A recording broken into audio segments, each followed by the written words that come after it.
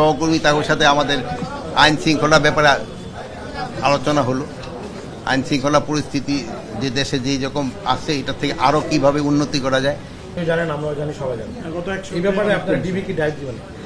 এই কিন্তু সেগুলো কোনো প্রতিকার পাওয়া যাচ্ছে না, এই বিষয়ে তারা কি করতে পারে? ভুক্তভোগীরা কেউ আসেনি। আপনি এখানে পাঠাই দেন, আমরা অবশ্যই অ্যাকশন নিব। এই যে ধরেন যে যারা উপরস্থ কর্মকর্তাদের অনুমতির সাপেক্ষে মামলা নেওয়া হবে, এই বিষয়গুলো তারা কি করতে পারে? এরকম অবশ্যই আমার নলেজে নেই। অনুমতি স্যার, অনুমতির দরকার নেই তো। সিআরপিসি বিপিসি ওসি নিজেই মামলা নিয়ে উচিত অনুমতি নেওয়ার কোনো দরকার পড়ে না। এই যে আইজি সাহেব আছে এগুলি আর অনুমতি প্রয়োজন নাই স্যার, কারণ অনুমতি মাননীয় উপদেষ্টা টেকনাফে কিন্তু একের পরে অপহরণ প্লাস আরাকান আর্মি কিন্তু এখন অথরাইজ এইভাবে কিন্তু হয় নাই, কি বলে।